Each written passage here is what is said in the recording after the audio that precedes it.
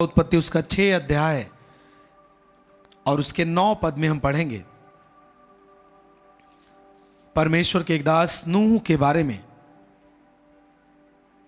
जिसका आधार परमेश्वर था जीने का, उसका वचन था, उसकी आवाज को सुनकर वो चलता था, हर समय वही काम वो करता था जो परमेश्वर को पसंद था।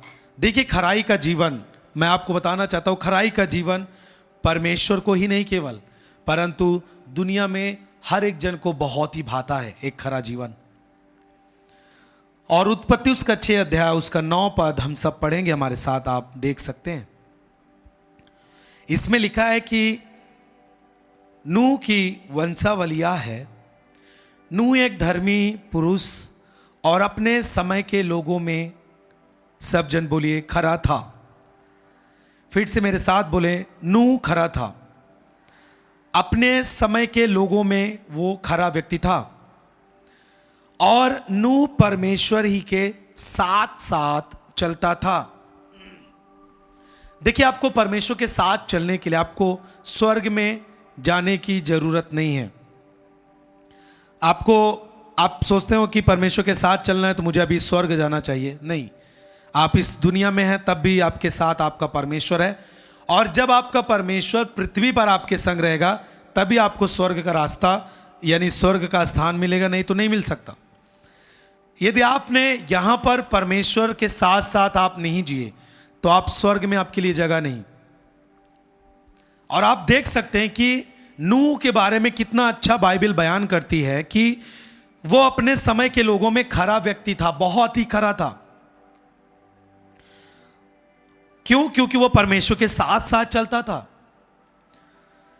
और आप ध्यान देंगे, जब इसको आप अच्छे से इस पे मनन करेंगे तो इसमें से जो शब्द निकल कर आएंगे वो इस प्रकार से आएंगे कि परमेश्वर के साथ चलने के कारण, हर समय परमेश्वर के साथ साथ चलने के कारण, परमेश्वर की ही आवाज को सुनकर नूह का निर्णय आता था।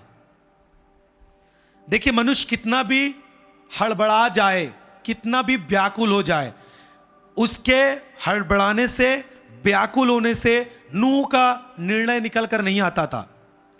वो परमेश्वर की आवाज सुनकर ही निर्णय लेता था अपने परिवार के लिए या फिर किसी और के लिए। लोगों के भावुक जीवन से आपका निर्णय नहीं होना चाहिए। यदि आप एक खरे व्यक्ति हैं तब आप उसे परखें, परमेश्वर की आवाज आप सुन पाएंगे कि आपको निर्णय क्या लेना चाहिए। जो खरा व्यक्ति होता है, जो धर्मी व्यक्ति होता है, वो कभी भी मनुष्य के भावुकता पर, भावनाओं के अनुसार, व्याकुलता के अनुसार कभी भी खरा व्यक्ति निर्णय नहीं लेता।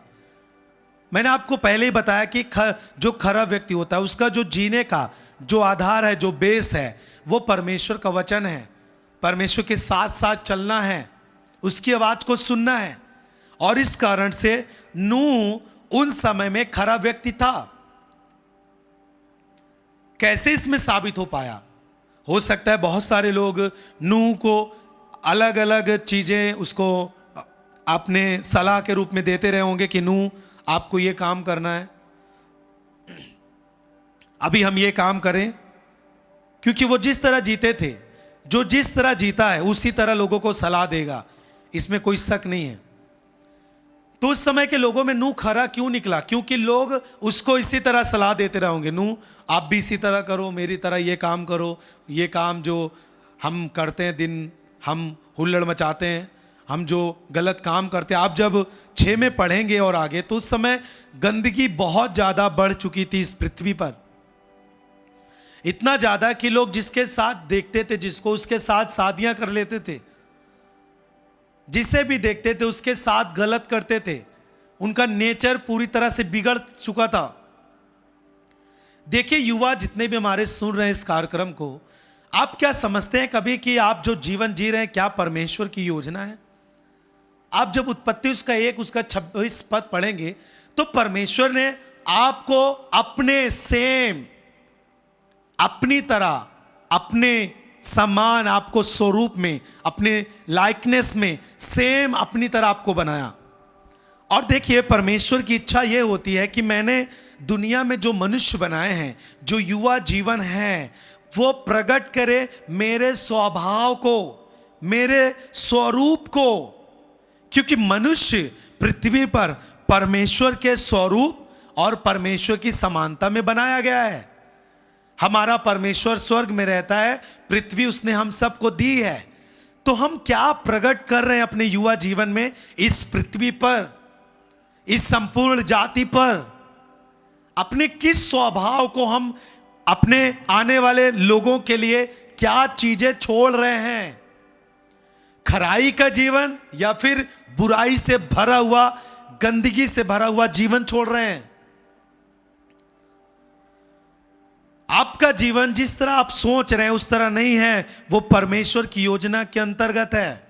उसे जाने दें परमेश्वर के साथ साथ चलने के लिए, ताकि आप अपने समय के, अपने आसपास के लोगों में खरे व्यक्ति ठहरें। देखिए, जो खरा व्यक्ति होता है ना, वही लोगों को डांट सकता है, वही लोगों को समझा सकता है, और लोग उसकी सलाह भी लेते हैं। जैसे आप मेरी सलाह ले पा रहे हैं, जैसे बहुत सारे परमेश्वर के दास हैं जिनकी सलाह लेकर लोग आज परमेश्वर के करीब आ रहे हैं। आप क्यों युवा कार्यक्रम में जुड़ने के बाद परमेश्वर के साथ जुड़ पा रहे हैं?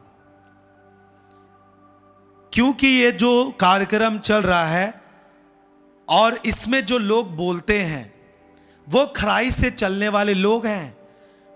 नूह के समय में जैसे परमेश्वर के साथ साथ वो चलता था और खरा था अपने लोगों में, सेम उसी प्रकार से परमेश्वर के साथ साथ चलने के कारण जो वचन आप सुन पाते हैं उसके द्वारा आपके जीवन में बदलाव होते हैं।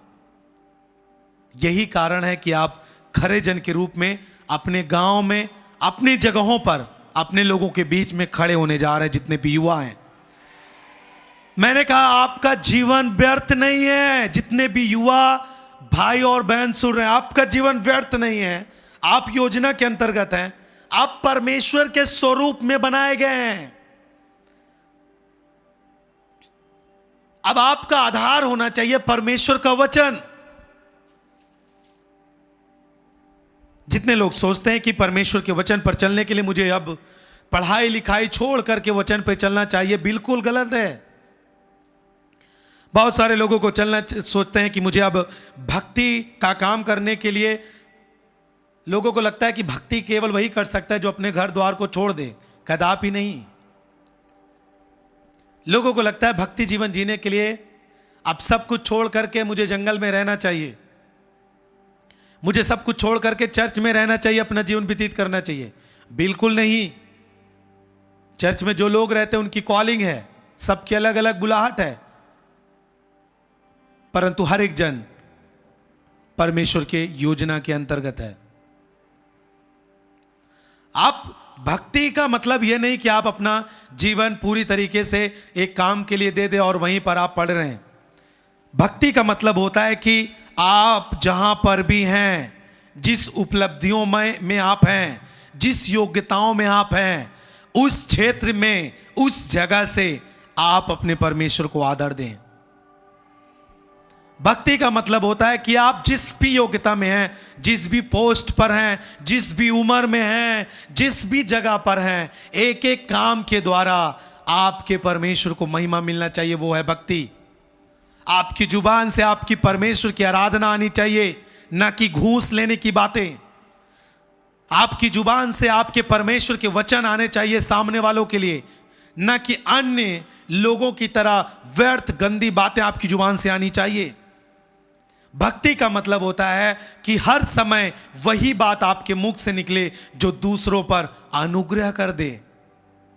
भक्ति का मतलब होता है कि आपका जीवन इस तरह हो कि आप अपने हर एक जगह पर, आपके उठना बैठना, चलना फिरना आपके परमेश्वर के आदर का कारण हो। आप भी जिस जॉब में हैं वहां से प्रभु को महिमा मिले। भक्ति का मतलब होता है कि परमेश्वर की मर्जी को आप दुनिया में फैलाते जाएं, उसकी आराधना करते जाएं, उसके लोगों को बचाने के लिए आप प्रयास करें, सुसमाचार के कार्य करें, आप खराई से जिए। आप, यह है भक्ति का जीवन। बोलिए आमीन। आप सुन पा रहे सब? हालेलुया। तो धर्मी था नूह और वो खरा व्यक्ति था अपने लोगों में। आप कभी भी ना सोचे कि मेरे आसपास के एरिया बहुत गंदा है, मैं धर्मी बनकर खरे बनकर क्या करूंगा। यही तो शैतान की योजना होती है कि आपके अंदर आपकी डेस्टिनी, जो आपका स्थानीय है, आपका आप जिस जगह से आप निकल कर आए हैं, उस बातों को आपके हृदय में रखे और आप टूट जाएं और आपके अंदर वो चीजें जो परमेश्वर की ओर से आना चाहती हैं, उस चीज में आप खड़े ना हो पाए। देखिए, जब आपके मन में इस तरह आती हैं कि मेरे स्कूल में गंदगियां हैं तो मैं खराई से जीकर क्या करूंगा, जब आपके मन में आए कि मेरे आसपास का एरिया गंदा है, मैं खराई से जीकर क्या करूंगा, उसको तुरंत डांटे। वो शैतान का काम है। परमेश्वर एक बड़ा काम करना चाहता है। अरे वो आपको इसीलिए तो चुन रहा है कि अपने आसपास के एरिया को आप पवित्र कर सकें। बोलिए आमीन। सब जन बोलिए, मैं तैयार हूं खराई के साथ जीने के लिए, मैं तैयार हूं परमेश्वर के राज्य के लिए खड़े होने के लिए, ताकि मैं अपने आसपास के एरिया को बदल सकूं, चेंज कर सकूं, यीशु मसीह के नाम में।